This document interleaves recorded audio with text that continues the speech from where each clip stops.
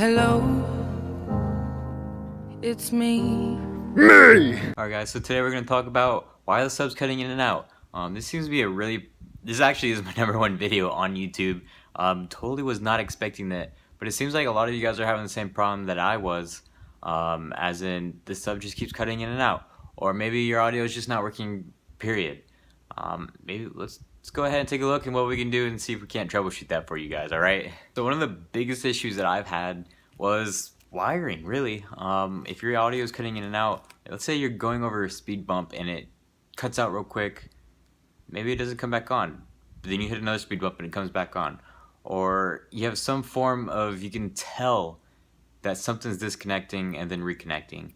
That is clearly a sign of wiring not 100% touching each other.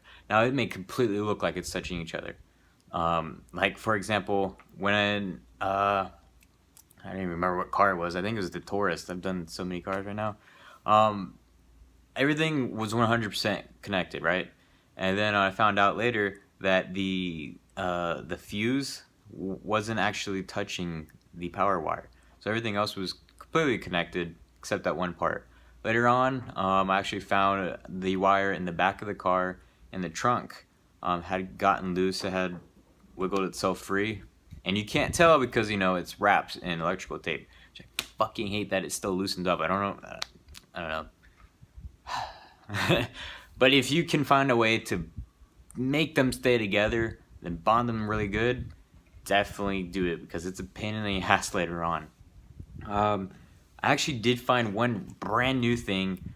I highly doubt many of you are gonna have this problem. So my girlfriend crashed my car a while ago, and I took all the parts and I put it in the new part. And you're like, oh, it's damaged, right? Not really. What actually ended up happening was the fuse had battery acid in it, and it started corroding. And I was like, I mean, it's not broken or anything. It's still working. The corrosion just kind of popped the plastic a little bit. So it worked for a little while. The corrosion started just eating away at it, I guess. And it was losing its current, you know, it was the current. I was testing it, and it was, over time, it was dropping little by little to the point that there just wasn't enough.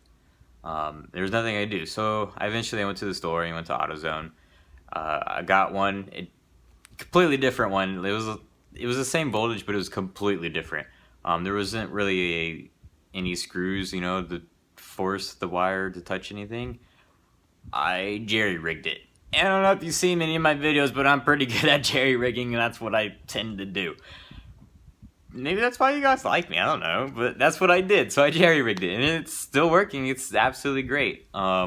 It's working out pretty well for me. Now, I don't know if you guys have ever had this problem, but I've had a problem where my speaker system shut my car off.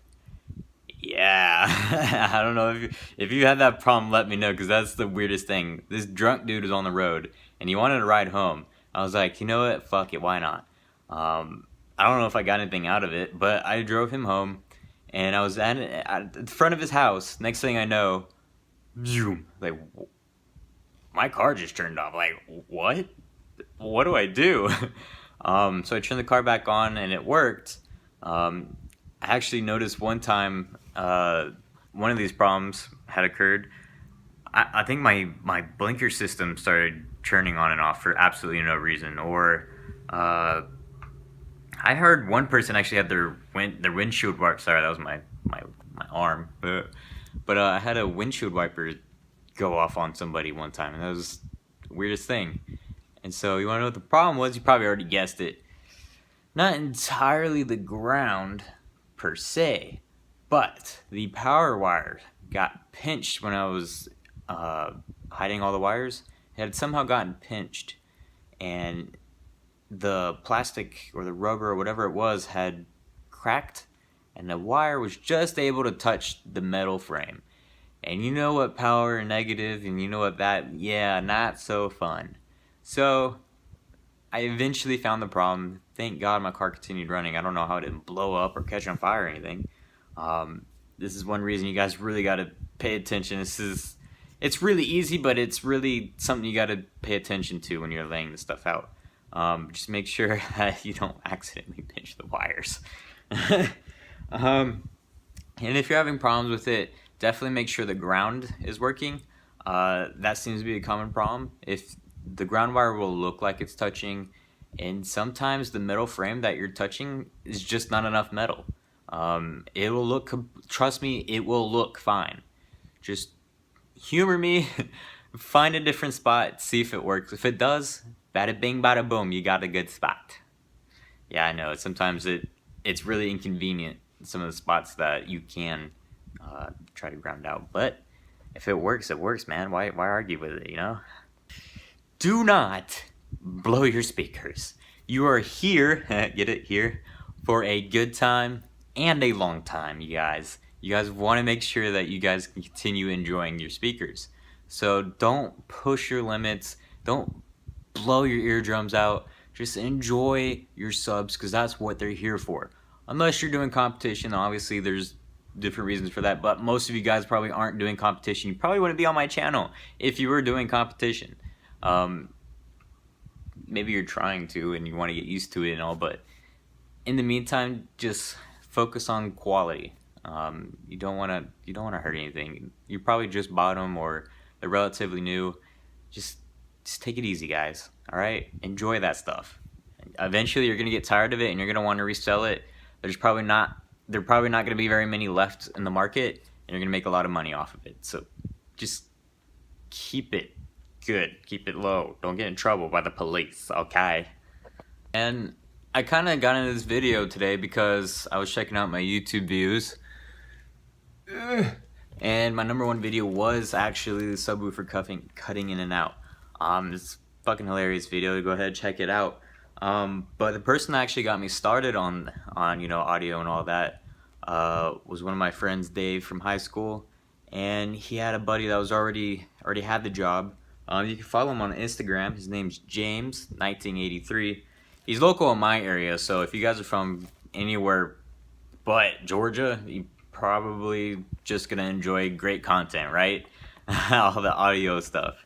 But he's been working on audio stuff for quite a while, and I did some networking to him to come up with this video, be able to help you guys. Pretty much everything that happened here I already know, so I went ahead and asked him, hey, what is, you know, your craziest story? You know, I tell you my stories all the time, but what was his craziest story? He does this all the time.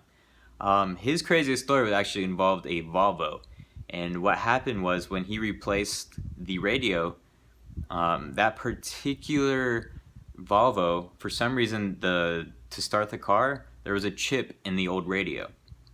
So when he put that new radio in, they didn't have the chip and the car wouldn't start.